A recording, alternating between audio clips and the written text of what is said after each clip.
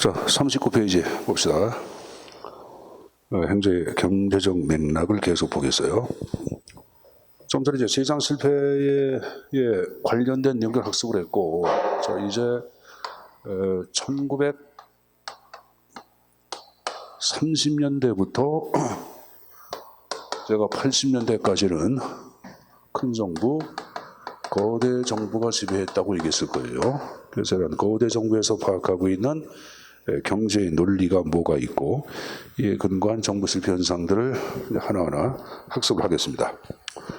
자, 일단은 이제 경제의 논리는 똑똑한 시장 경제가 제 기능을 제대로 발휘를 못합니다. 저른발이 경제 형태가 되어버리고, 이런 저른발이 경제 형태를 극복하기 위하여 사회주의의 계획 경제 체제가 도입이 되죠.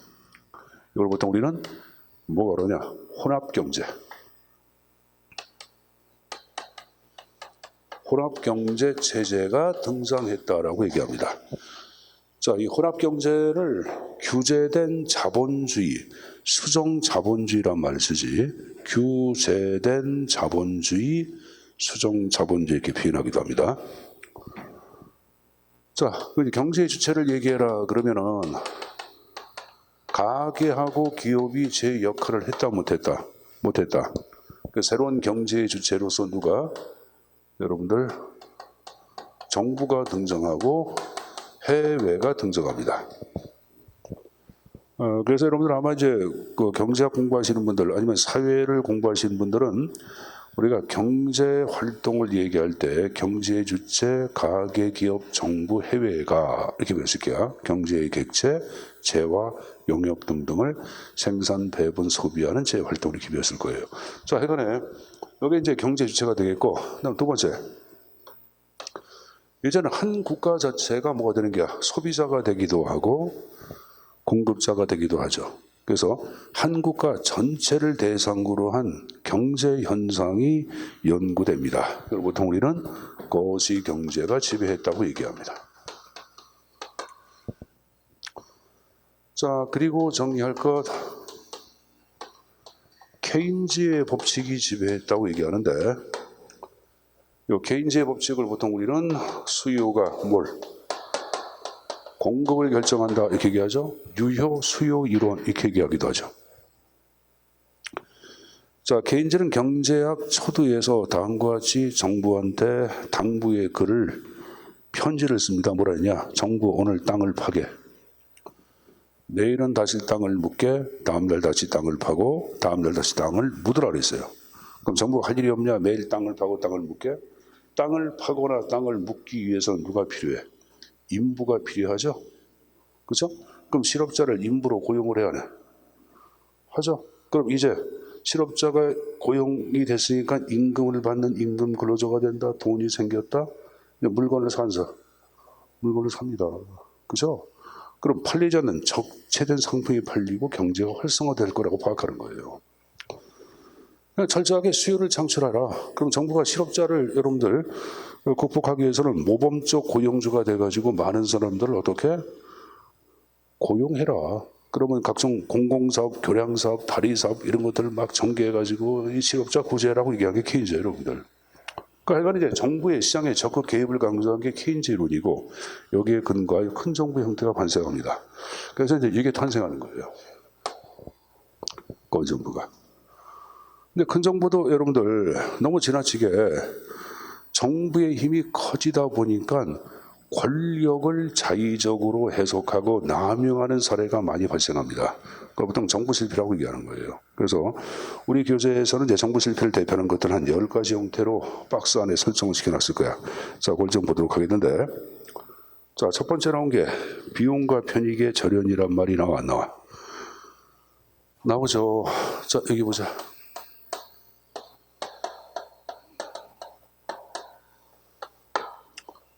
요 비용은 각종 정부 사업에 투입되는 걸 얘기합니다. 그러면 이 정부 각종 사업이나 정책에 투입되는 비용은 국민의 혈세, 조세로부터 만들어져 안 만들어져? 만들어지겠죠. 그러면 일반 국민한테 징수한 조세, 이 비용, 혈세 비용은 궁극적으로 누구의 편익? 국민의 편익으로 연결돼야 돼. 근데 이게 연결되는 것이 아니라 단절된데 그 말이에요, 여러분들. 그러니까 조세를 걷어가지고 부실기업 회생을 위한 공적 자금으로 사용했다. 정치 자금으로 세탁 유용했다. 이게 비용과 편익의 재련이야. 그럼 정부가 잘한 게야, 잘못한 게야? 잘못했지. 그 정부 실패. 일본의 비용과 편익의 재련 나왔죠. 자, 이번에 내부성 나왔는데, 자, 이 내부성을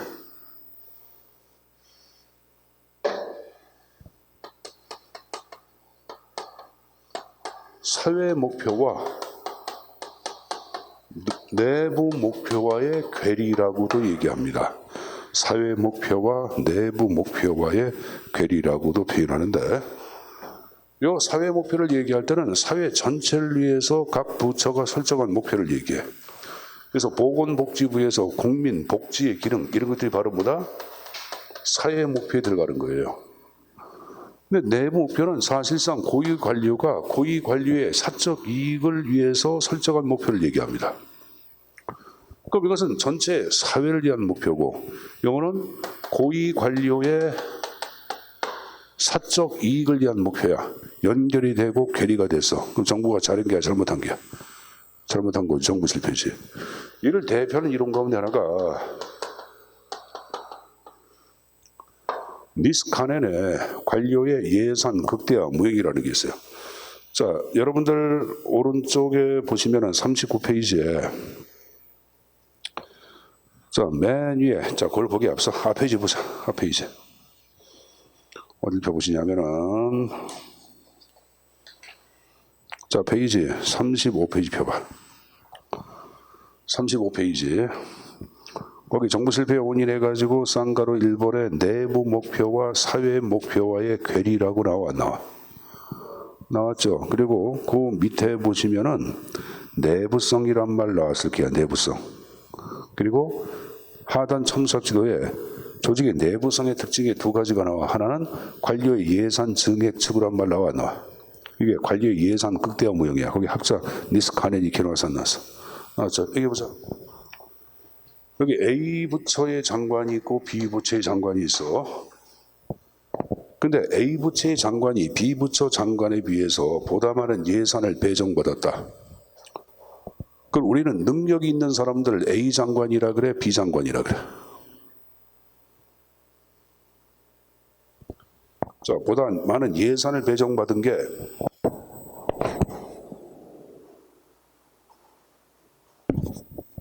여기 보세요. A 장관이야, B 장관이야? A 장관이 보다 많은 예산을 배정받았어. 그럼 우리가 능력이 있는 사람은 A 장관이라 그래, B 장관이라 그래? A 장관이라고 그러지.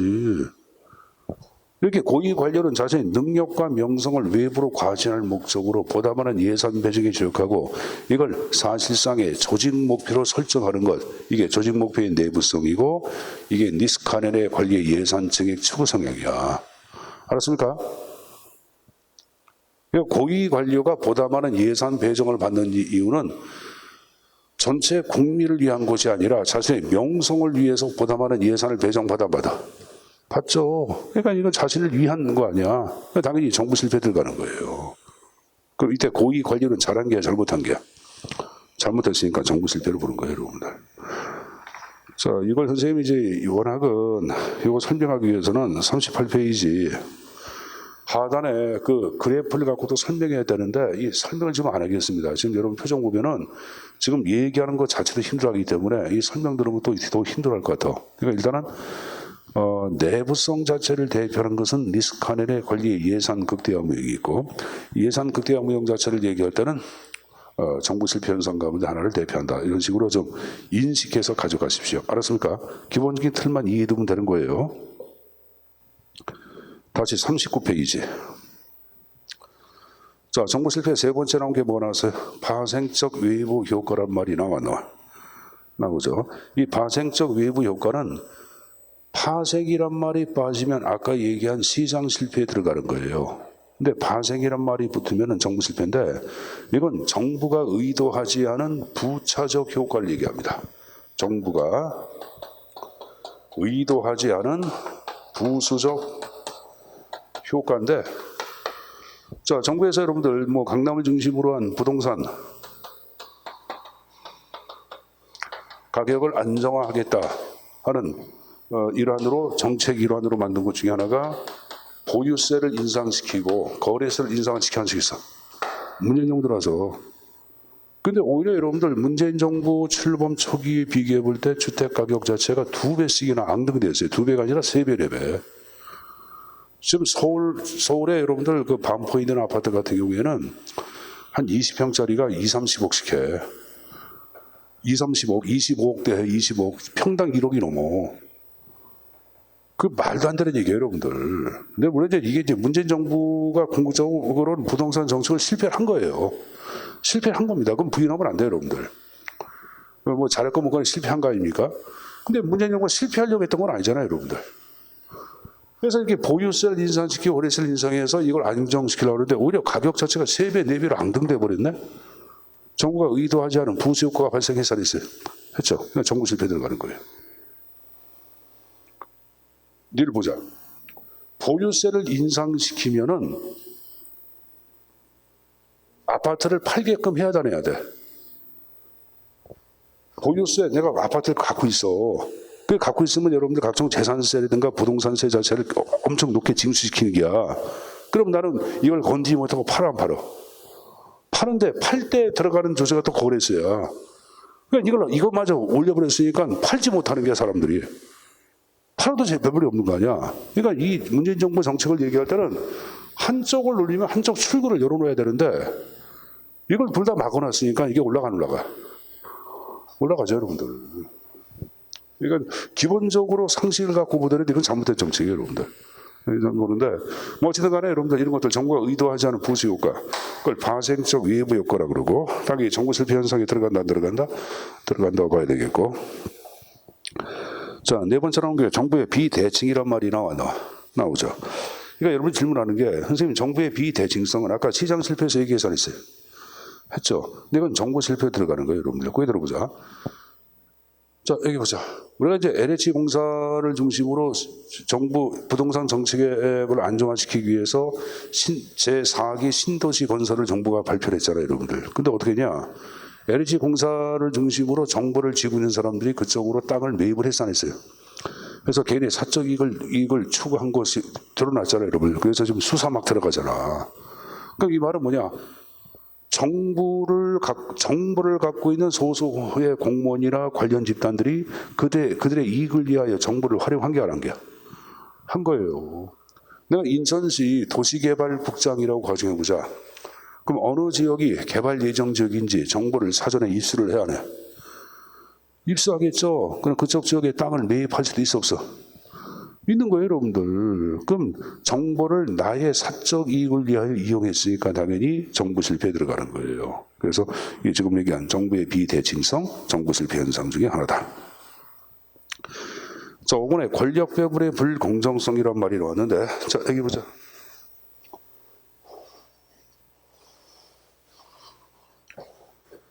정부에서 대단위에 뭐 교량 건설한다, 뭐 토목 사업 한다고 발표하면은 민간 건설업체에서 정부 관리를 대상으로 로비 활동을 들어가. 그 우리가 로비 활동을 들어갈 때는 그냥 하는 것이 아니라 사과 상자를 갖다 줘, 안 갖다 줘? 자, 우리 뭐 고등학생인데 사과 상자는 그 안에 신사임당 돈이 들어있어, 안 들어있어? 들어있습니다. 그럼 여러분들, 그러면 건설업자가 특정 공무원한테 로비 활동을 해서 신사임당이나 사과 상자를 갖다 줬어요. 갖다 줘서 자신의 입장을 이롭게 만드는 것을 포획한다 그래. 뭐한다? 그걸 포획이론이라 그래, 포획이론. 나중에 배워요, 여러분들. 여기 보세요.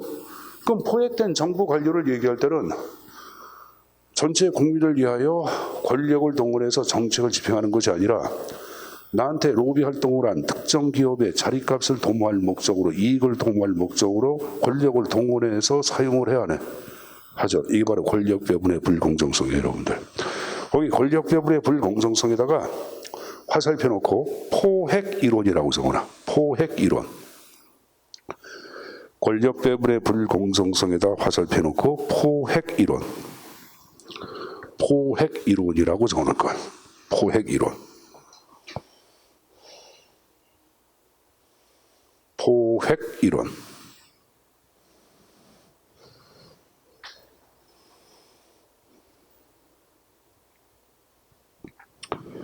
자, 이번에 정치인의 단견이란 말이 나왔는데, 자, 칠판을 잠깐 보자. 이거는 뭐냐면은,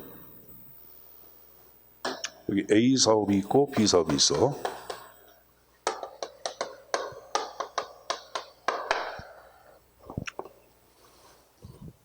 자, A 사업은 단기적으로는 커다란 이익을 가져와. 근데 시간이 흘러갈수록 정부 전체에는 손실을 가져와.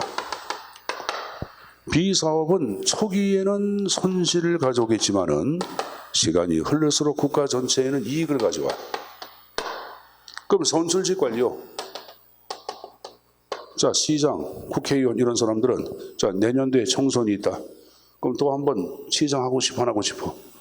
하고 싶죠. 그럼 이때 이 사람들이 전개하는 사업은 A 사업을 전개할까, B 사업을 전개할까? A 사업이 당연히 이익이 있어야지 지지를 받지. 그러면 이 선출직 관료를 얘기할 때는 먼 미래를 본 게야, 앞만 본 거야? 이걸 정치인의 단견이라고 얘기하는 거야. 미래는 고려하지 않고 현재만 고려해가지고 자신의 이익을 추구한다고 그런 거예요. 그럼 여기 장기적인 측면을 경시하는 거야. 이거를 뭐라 그러냐? 높은 시간적 할인율이라고 얘기합니다. 뭐라 한다? 높은 시간적 할인율. 그러니까 정치인의 단결에다가 적어놓자. 높은 시간적 할인율. 높은 시간적 할인율 해도 상관이 없어요. 높은 시간적 할인율로 적어도 상관이 없다.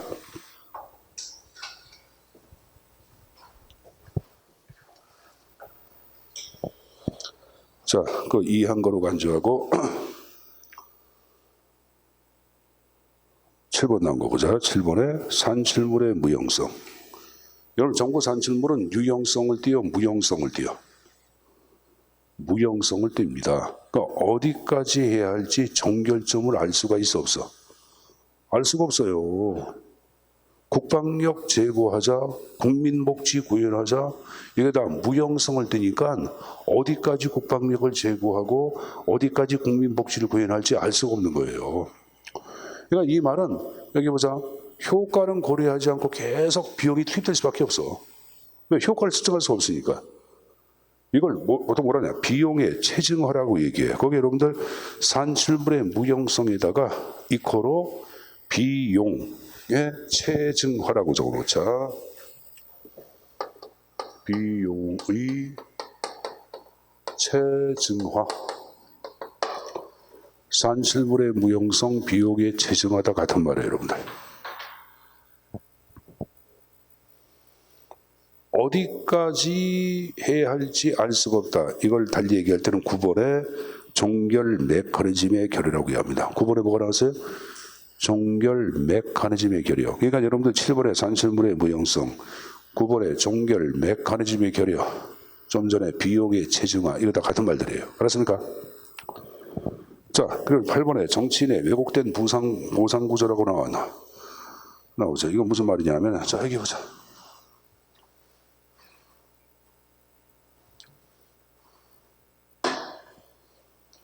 자, 여러분들.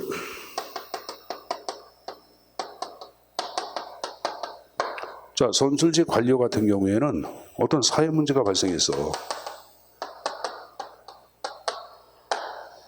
사회 문제가 발생하면은 이 문제는 무조건 나쁘다. 이 문제는 무조건 나쁘다. 무조건 해결해야 돼. 해결의 당위성만을 강조해. 부동산 전체 이거 잘못된 거야. 이거 해결해야 합니다. 이런 식으로. 빈익빈 부익 현상 이거 문제 있습니다. 이거 해결해야 합니다. 이렇게 얘기해. 그래서 만약에 그 문제가 해결했다. 이 문제가 해결돼서 해결되면은 모든 여러분들 이 공이 문제를 제기한 선출직 관료한테 돌아가. 아, 내가 문제를 제기해가지고 이 문제를 해결했습니다. 이런 식으로. 근데 이걸 해결 못하고 실패하는 경우가 있어, 없어? 있겠죠. 그 실패한 뭐냐? 아, 이건 집행관리놈들이 일을 못해서 그래요. 이렇게 얘기합니다. 그 집행관리 책임을 전가하는 것들. 이걸 지금 얘기한 식으로 뭐라 한다? 보상구조의 왜곡이란 말을 쓰고 있는 거예요. 자, 여러분 교재 36쪽 잠깐 보자. 36페이지. 자, 쌍가루 5번에 정치적 보상체계의 왜곡이란 말 나와서 안 나왔어? 나왔죠? 쭉 내려서 각수 16을 봐봐. 사회문제 해결을 위한 실질적 집행에는 책임지지 않으면서 문제점만을 공개하며 문제가 해결됐다. 집행관리보다는 이를 입법한 정치인들한테 공이 들어간다.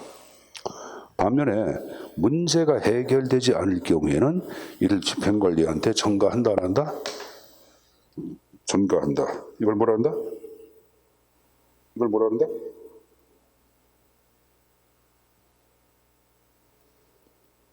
정치적 보상체계의 왜곡이란 말을 쓰고 있는 거예요.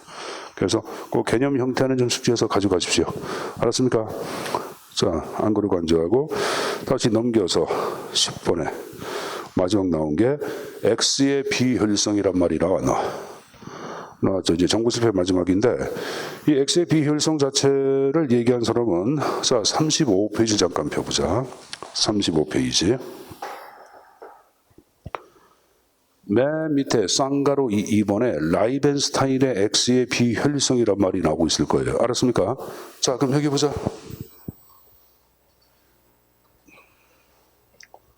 여기서 X란 말은 뭐냐면은 영어에서는 X는 여러 가지 의미가 있어요. 알 수 없다, 미지수란 말도 있고 아주 극단적인 그런 말, 초극단적인 것도 XXX라 그래. 그리고 여러분들 또 뭐라 하냐면은 another, 또 다른 이런 말이 있거든. 또 다른. 여기서 바깥 X의 비효율성은 또 다른 비효율성이야. 그러니까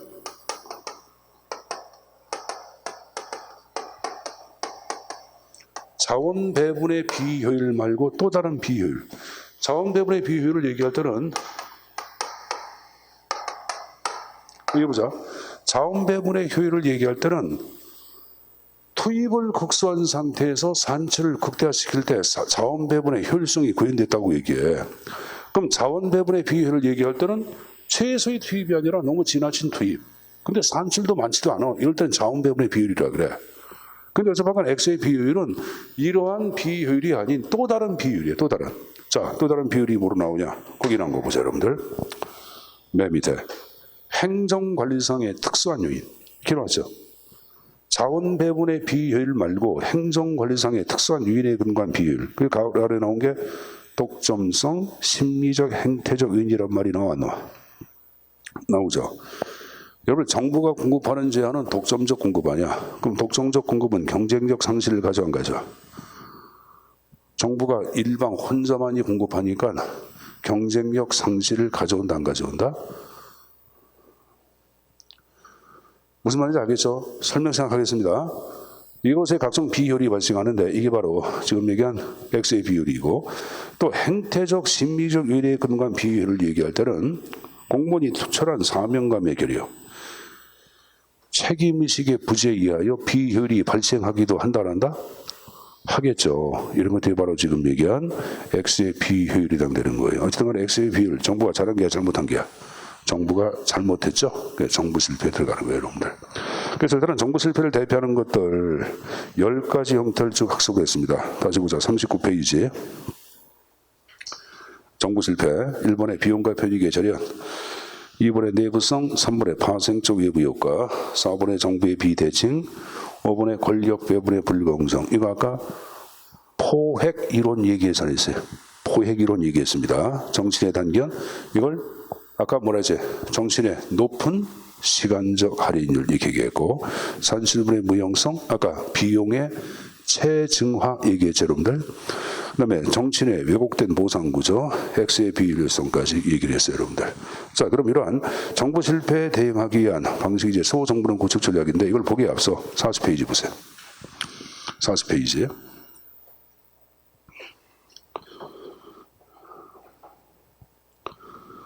일단 맨 위에 정부 실패에 대한 대응책에서 박스가 나왔어, 안 나왔어?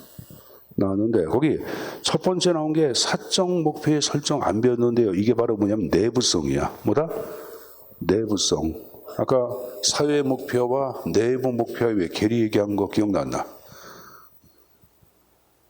기억나죠? 이게 사적 목표의 설정을 얘기하는데, 자, 이러한 지금 얘기한 내부성이 발생했을 때는 내부성이 발생한 분야에 대해서 민영화하자고 얘기하는 게 민영화란 말이 왔는데, 이건 그냥 외워두세요, 여러분들. 박민영 알죠? 박민영. 영화 연예인 박민영. 요새 잘 나와 안 나와? 요새 안 나오고 클론인가 쿨론인가 이렇게 선전할 때 나오지. 전기파 충격기 해가지고 이렇게 하는 게 있어요, 여러분들. 쿨론인가 뭐가 있는 것 같은데. 그거 할 때 나오는 것 같은데, 그죠? 그 친구 죽었대. 죽어서 3인형. 안 죽었다. 그러니까 3인형. 그래서 사적 목표는 민영화라고 외우더라고. 자, 그리고 맨 밑에 권력의 편제라는 거 있죠. 파보기. 미안합니다. 권민규. 그래서 권력의 편제는 권민규. 민영화 끝에 규제 완화. 이런 식으로 더라고. 그럼 파생적 위부 효과는 파보기. 파생적 위부, 보조금 삭감, 규제 완화. 이렇게 외우시고. 3인형, 권민규, 파보기. 나머지는 다 들어가는 거예요. 일단 그렇게 외워두세요, 여러분들. 이거 다시 보자. 3인형, 권민규, 파보기로 외워둘 것. 자, 그럼 이제 정부 실패에 대한 구체적인 방안들이 쭉 나왔는데, 자, 일단은 우리가 작은 정부를 구축하는 것은 단순히 외형적 규모를 줄인다. 그건 아니에요, 여러분들. 정부의 공권력에 의한 시민의 권리 침해를 방지하고 정부의 기능을 재정립하는 것, 효율적인 관리를 다 포함하는 것들, 지금 얘기한 소정부는 구축 전략에 들어가는 거예요. 첫 번째 나온 게 권력의 민주화가 나왔는데, 우리가 작은 정부를 구현하기 위해서 첫 번째 과제를 얘기했던 권력에 대한 통제가 필요치 않아. 정부가 갖고 있는 거대한 권력을 통제할 필요가 있는 거예요. 그 통제를 얘기할 때는 1번, 2번, 3번 나왔는데 나중에 배워요, 여러분들. 나중에 배웁니다. 민중통제, 입법통제, 사법통제 나중에 배워. 자, 두 번째 행정기력의 재정립 방법 보자. 우리가 작은 정부를 구현한다고 하여 모든 것을 민간으로 넘기냐, 그건 아니에요, 여러분들.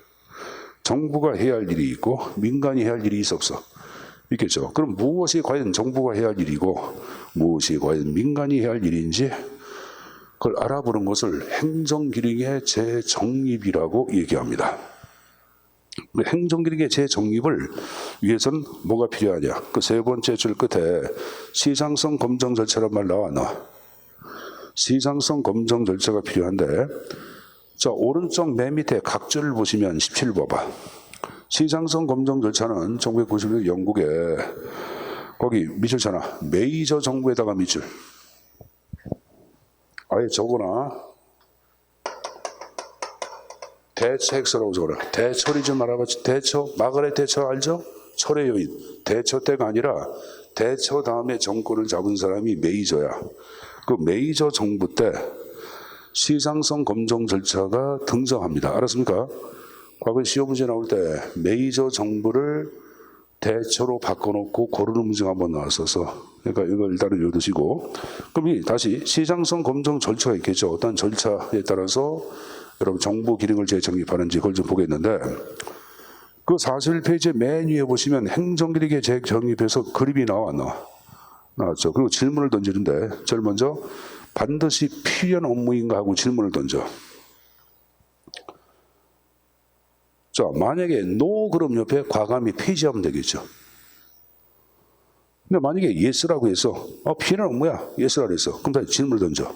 그렇다면 반드시 정부의 책임으로 해야 하는가 하고 질문을 던져. 근데 NO 그러면 민간의 책임으로 민영화하면 돼, 안 돼? 민간의 책임으로 민영화하면 되겠죠. 근데 만약에 YES가 됐어요. 그럼 다시 질문을 던져. 그렇다면 이번엔 정부가 직접 수행해야 돼? 하고 질문을 던져. 그럼 NO 그러면 계약에 의한 민간 위탁하면 돼, 안 돼? 되겠죠. 근데 정부가 직접 수행해야 돼. YES 그랬어요. 그러면 공기업 방식을 할까? 그거 안 된다 그러면 책임 집행기관 방식을 운영하면 됩니다. 알았습니까? 그래서 이 시장성 검증 절차에 관한 내용들 숙제에서 가져가야 되는데, 자, 여러분 지판을 잠깐 보세요. 이 시장성 검증 절차는 그동안 시험제 나올 때 개념 정의만 나왔었어요. 근데 앞으로는 그게 아니야.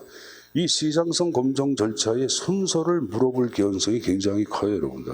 그래서 제일 먼저 질문은 반드시 필요한 업무인가? 노그는 과감히 어떻게?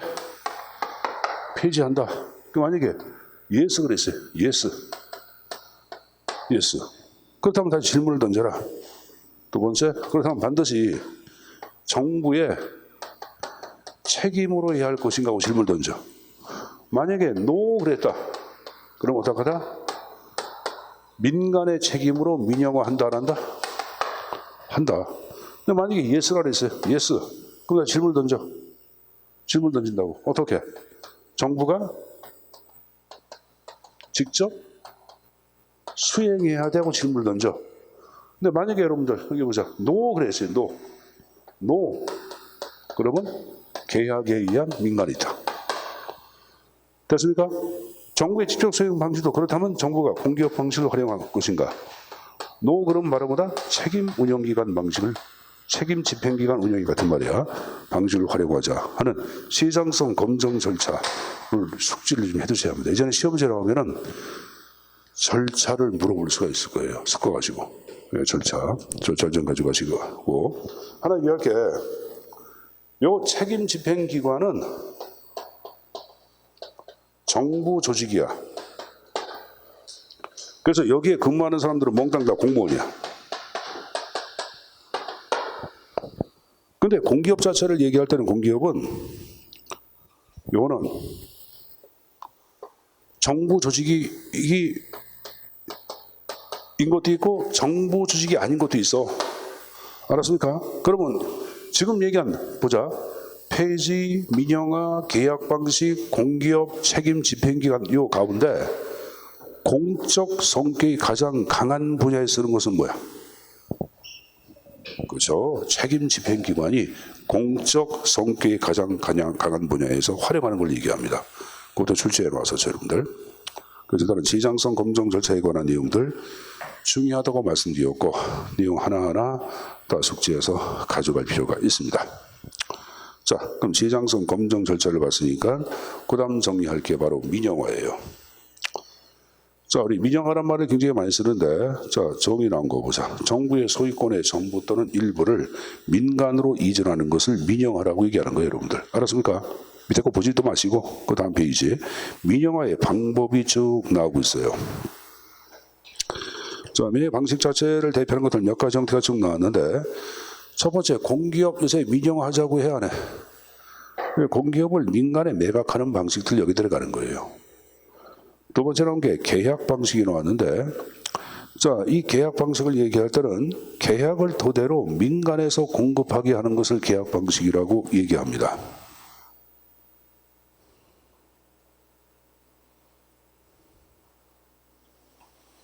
여러분들 45페이지.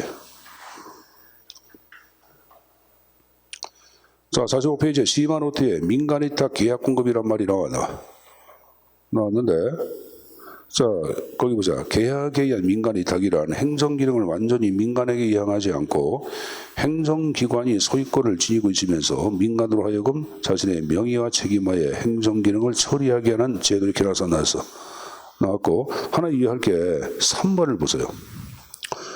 법적 근거 나온 거 봐. 거기 정부조직법 제6조에 의하여 행정기관은 법령에 정하는 바에 의하여 그 소관사무정 밑줄 조사 밑줄 검사 밑줄 검정 밑줄 관리 업무. 근데 지금 얘기한 조사에서부터 관리 업무 등은 국민의 권리 의무와 직접 관련되지 아니한 분야예요. 그러니까 국민의 권리 의무와 직접 관련된 분야에 대해서는 민간이 위탁할 수 없다 그런 말이에요. 국방 아니면 여러분들 교도 행정 이런 것들은 국민의 권리를 제한하고 의무를 부과해야 하네. 하는 거 아니야. 그러니까 국방 분야라든가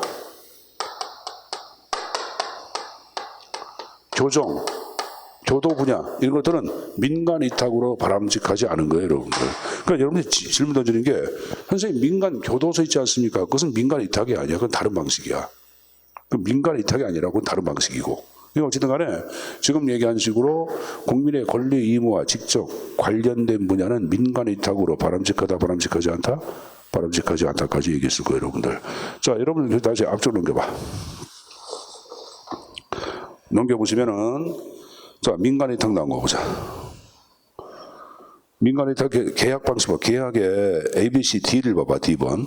우리나라 정보조직법에서도 시민의 권리와 의무와 관련된 업무는 민간 위탁 방식을 제한하고 있다, 이렇게 나오죠. 권리 의무와 관련된 분야에 대해서는 민간 위탁 방식을 활용하지 않는다, 그 말이에요, 여러분들. 그 숙제에서 내용 좀 가져가셔야 합니다. 알았습니까? 자, 그리고 이제 옆에 이제 디귿번에 보조금이라는 게 나와 있을 게야. 이건 정부가 보조금을 줘 민간으로 하여금 공공 부분의 기능을 수행하게끔 하는 걸 얘기합니다. 보조금을 주는 걸 얘기해, 그란트. 그래서 이 보조금 방식은 B번의 끝에 와봐. 소비가 장려돼야 할 분야. 밑줄 인적 서비스 분야에서 보조금 방식을 많이 활용하는데 사립학교 타가시설 이거 여러분들 인적 분야하고 소비가 좀 장려가 돼야 돼, 안 돼야 돼? 돼야 되겠지. 그리고 민간단체에서 환경보호운동 이거 여러분들 바람직하지 않아? 이런 분야에 대해서 보조금 방식을 많이 취한다고 보는 거예요. 알았습니까? 그 개념 이해해 두셔야 돼.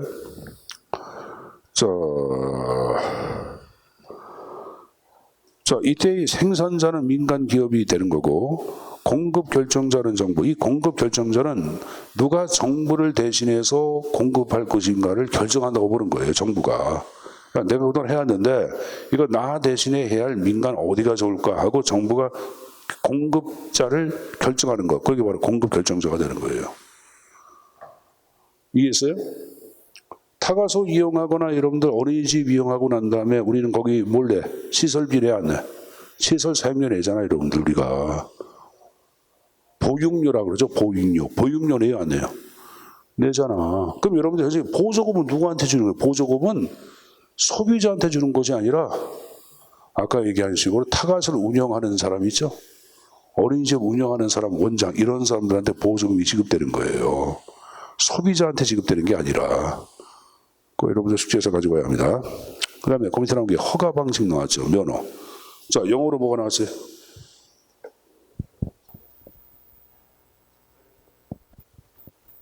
자, 프랜차이즈가 나왔어요.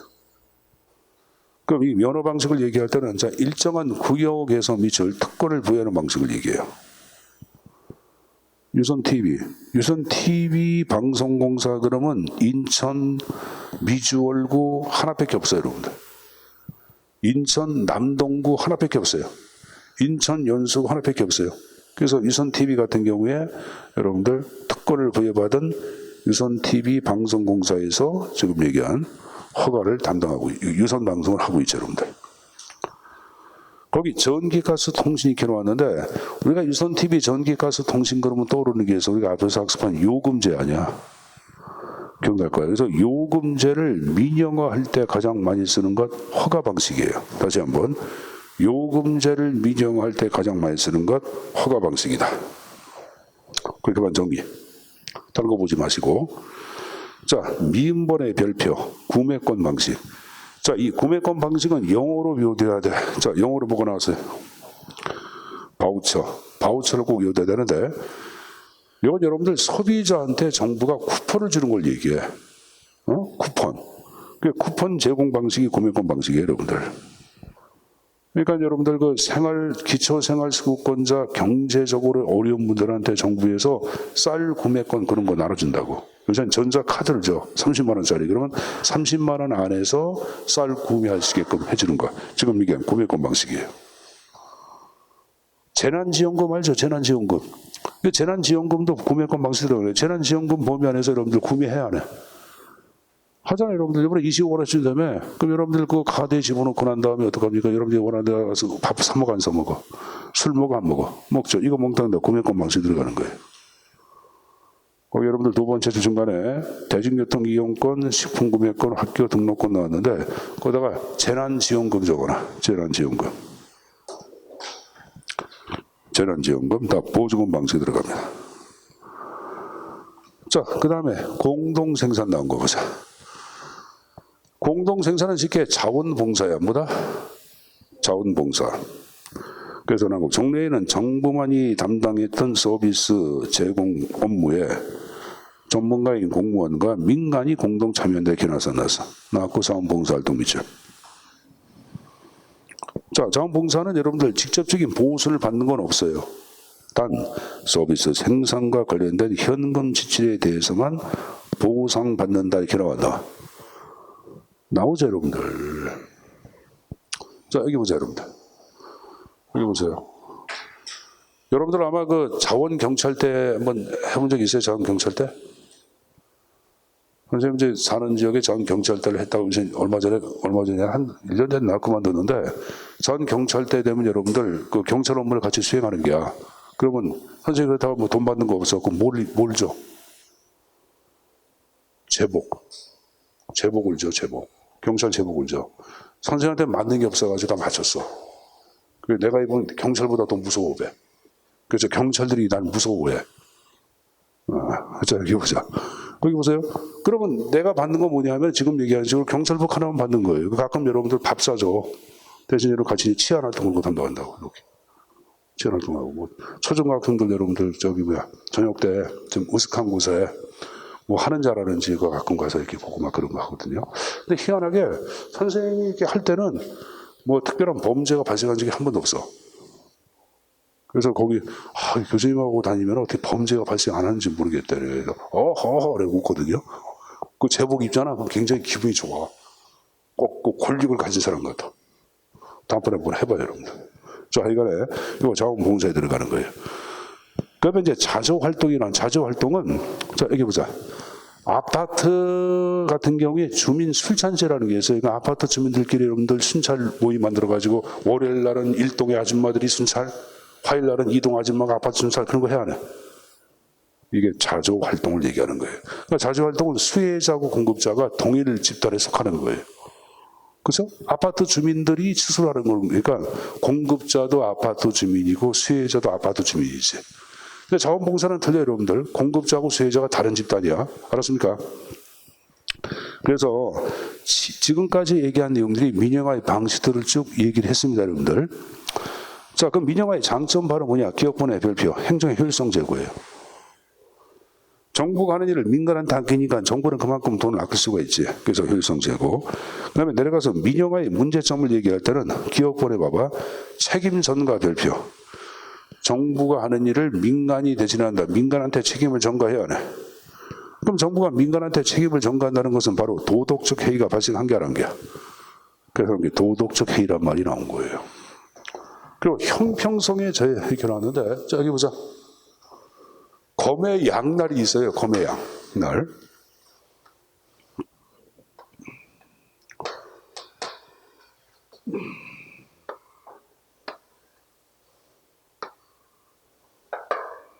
요거는 뭐라 그래? 요거는 도라고 그러죠. 검하고 도는 차이점은 바로 양날이냐 단날이냐. 도는 날이 하나밖에 없어. 도끼할 때 도끼가 하나밖에 없잖아. 집에 있는 여러분들 칼 있잖아. 어머니 쓰시는 거. 그거 검이야 도야? 도지. 그게 도마 아니야 도마. 날이 하나밖에 없잖아. 그럼 검이 아니야. 검은 양날이 있어야 돼. 양날. 검하고 도는 틀려 여러분들. 근데 양날을 얘기할 때는 한쪽 날을 쓰면은 한쪽 날은 묻어지겠죠. 그래서 행정학도 항상 양날에 해당되기 위해서 효율성 있잖아. 이건 형평성이야. 이걸 보통 성장이라 그래. 이걸 뭐냐? 분배라 그러는 거야. 복지 이런 식으로. 알았냐? 그럼 이쪽을 강조하면 이쪽은 경시하네. 자, 문재인 정부는 효율을 강조해, 복지나 분배, 형평을 강조해. 문재인 정부 이거야. 분배 나눠주자 막. 어머니는 막 막 퍼주잖아. 막 퍼주는 정치가 아니야. 그러니까 이걸 또 경시하는 거예요. 항상 검의 양날이야. 그럼 민영화를 얘기할 때는 이걸 강조하다 보니까 이쪽은 경시하는 게야. 그러니까 여러분들 형평도 경시하고 분배 복지도 경시한다는다 하겠죠. 그래서 여기 나온 게 형평성 경시란 말이 나온 거예요. 알았습니까? 또 성원아, 분배 복지 경시라고 써라. 분배 복지 경시. 책임 전가, 도덕적 해이, 형평성 저해, 분배 복지 저해에도 상관이 없습니다, 여러분들. 그렇게만 내용 정리해서 가져갈 거예요. 됐죠? 민영화의 장점은 효율성 제고, 단점은 책임 전가, 도덕적 해이, 형평성 저해. 됐습니까? 다른 거 보지 말라고 얘기하는 거예요. 그래서 일단 여러분들 민영화에 대한 기본적인 틀은 다 학습을 했습니다, 여러분들. 지금 우리가 배우는 게 작은 정부의 구축 방안을 배우는 거예요. 그래서 다시 교재 봐봐. 40페이지에 권력의 민주화, 두 번째 나온 게 행정기능의 재정립 나왔잖아. 1, 2선 시장성 검증 절차가 필요하고, 오른쪽에 민영화 얘기했죠. 민영화의 방법을 얘기할 때 한 장을 넘겨봐. 계약 방식, 오른쪽에 보조금, 허가, 구매권, 다음 페이지에 자원봉사, 자조활동까지 얘기했을 거예요. 그리고 민영화의 장점은 효율성 제고, 민영화의 단점을 얘기했던 책임전가, 형평성 저해라고 얘기했고, 자, 그리고 이제 이 작은 정부 구축 마지막이 오른쪽에 나오고 있는 규제 완화야. 그래서 이 규제 완화는 정부 규제를 폐지하는 걸 얘기하거든요. 완화하거나. 그래서 이 형태는 좀 쉬었다가 규제 완화 파트 해보라는 내용들 마저 정리를 좀 하도록 하겠습니다. 쉬었다 하겠습니다.